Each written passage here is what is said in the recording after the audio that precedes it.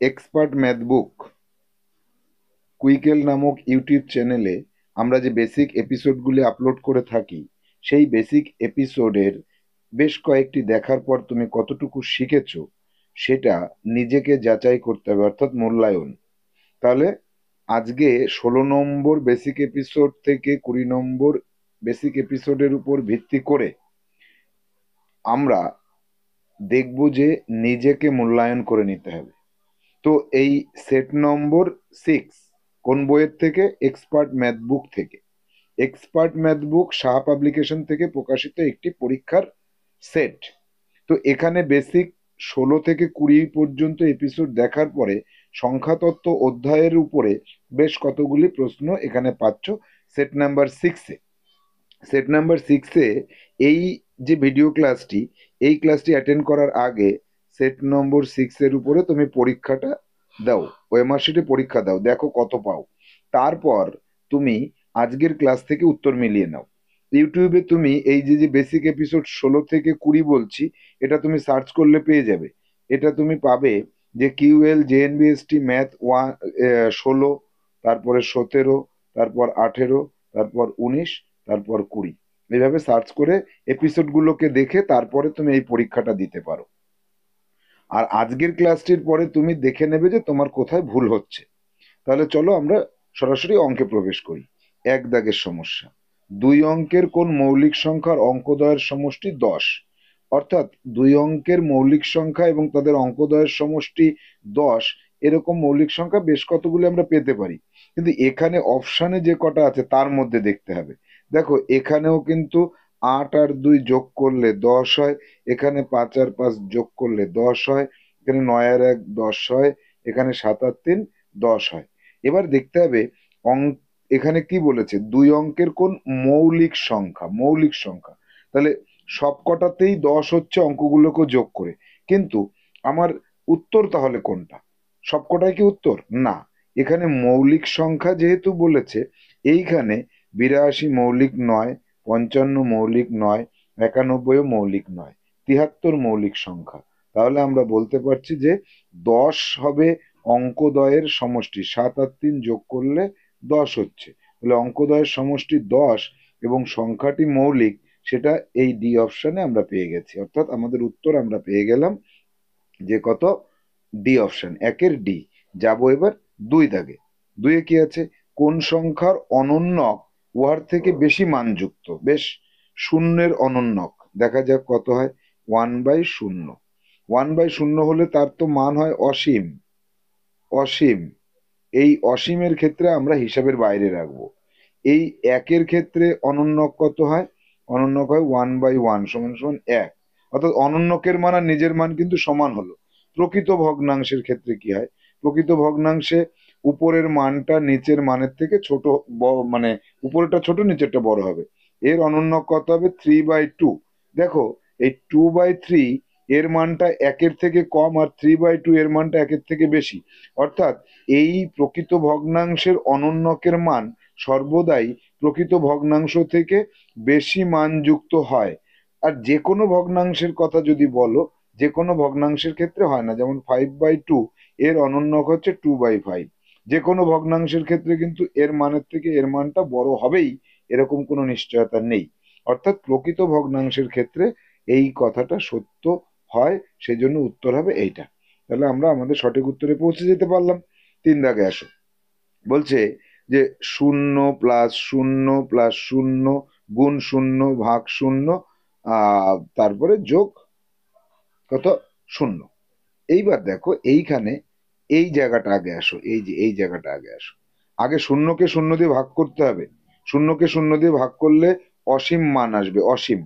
অসীমের সাথে আবার 0 গুণ করে দিলে কত হবে? 0 হয়ে যাবে।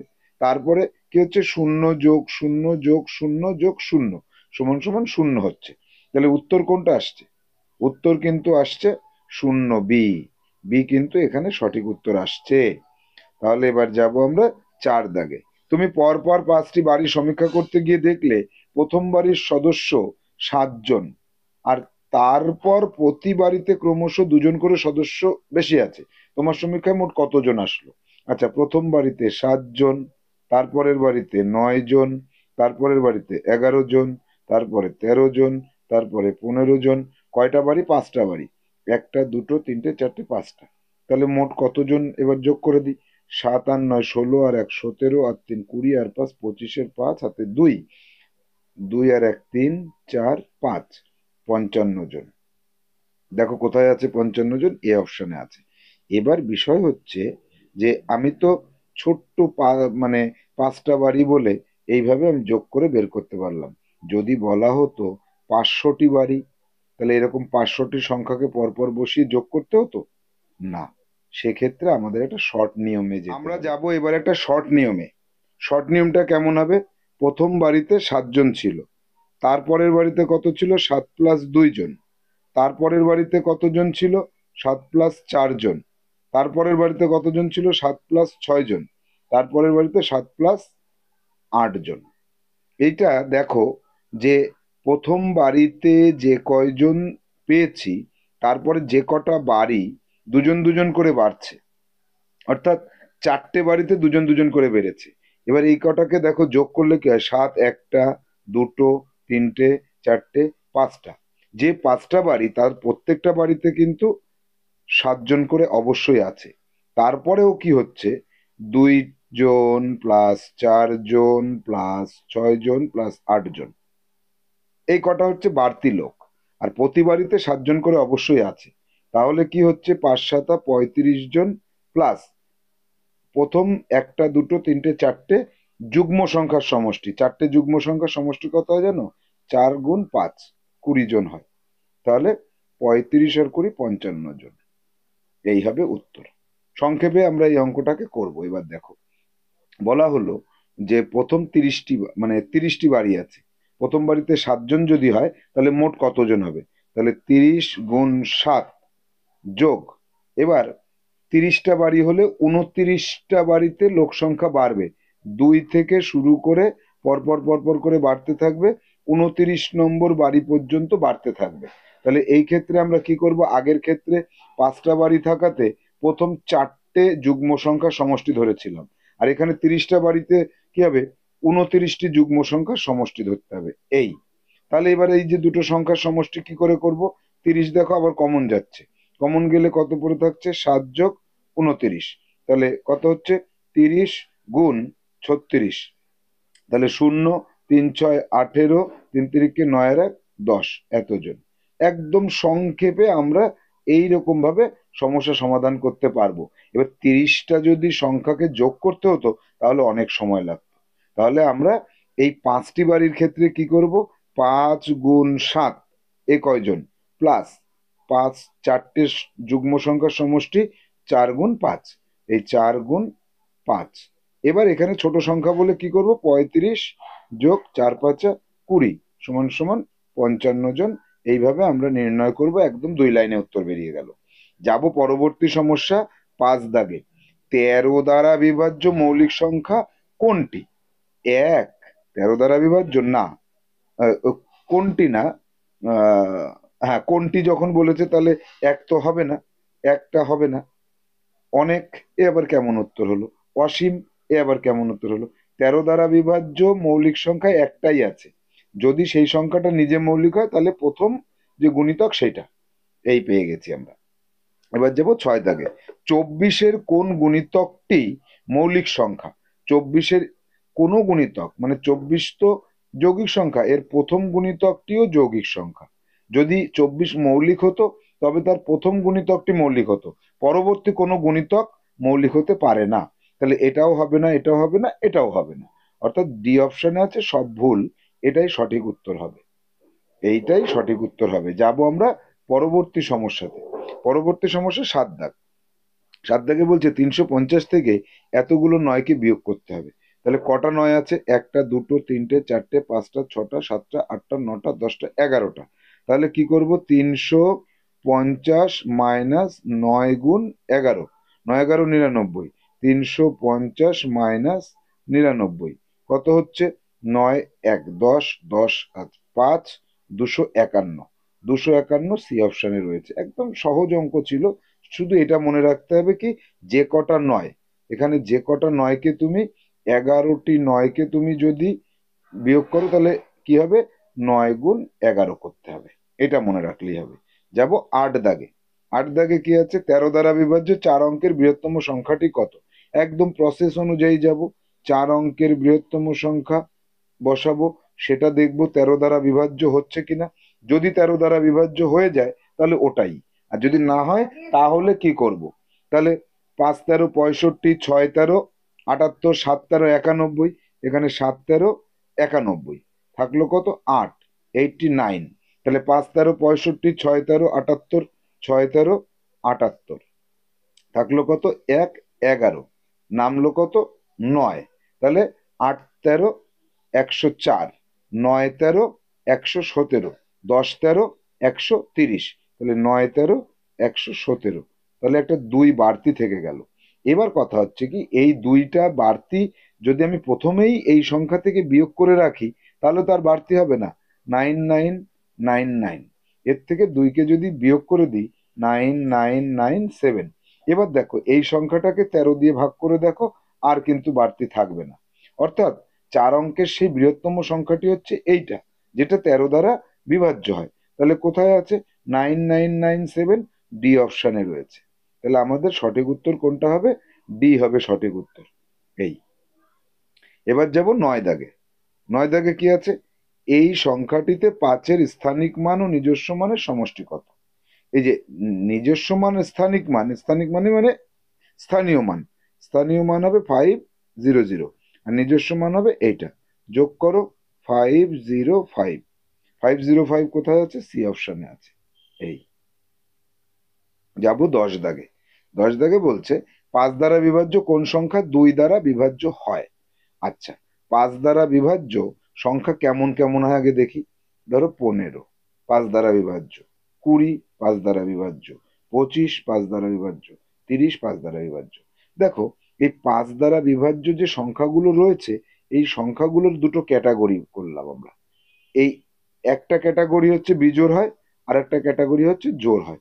এই যে যে জোড় ক্যাটাগরি গুলো আছে, এইগুলোকে 2 দ্বারাও ভাগ করা যায়, কিন্তু এইগুলোকে 2 দ্বারা ভাগ করা যায় না। এগুলো 2 দ্বারা ভাগ করা যায় না, কিন্তু এইগুলো 2 দ্বারা ভাগ করা যায়, আর এই কটাকে যায় না। তাহলে যুগ্ম সংখ্যাগুলি, 5 দ্বারা বিভাজ্য যে যুগ্ম সংখ্যা, সেগুলি সেগুলি কিন্তু 2 দ্বারাও বিভাজ্য হয়। এবার আসবো আমরা পরবর্তী সমস্যা 11 দাগে। কোন সংখ্যার গুণনীয়কের সংখ্যা নির্ণয় করা অসম্ভব?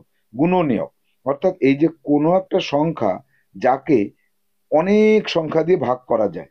দেখো, শূন্যকে 1 দিয়ে ভাগ করা যায়, শূন্যকে 2 দিয়ে ভাগ করা যায়, শূন্যকে 3 দিয়ে ভাগ করা যায়, শূন্যকে 4 দিয়ে ভাগ করা যায়, এবং অসংখ্য সংখ্যা দিয়ে ভাগ করা যায়। অর্থাৎ শূন্য এর গুণনীয়ক অসংখ্য, তাই নির্ণয় করা যাবে না। এবার আসবো 12 দাগে। একটি গাছে 855টি আম আছে। একজন করে গাছে ওঠে আর 9টি করে আম পেড়ে নিয়ে যায়।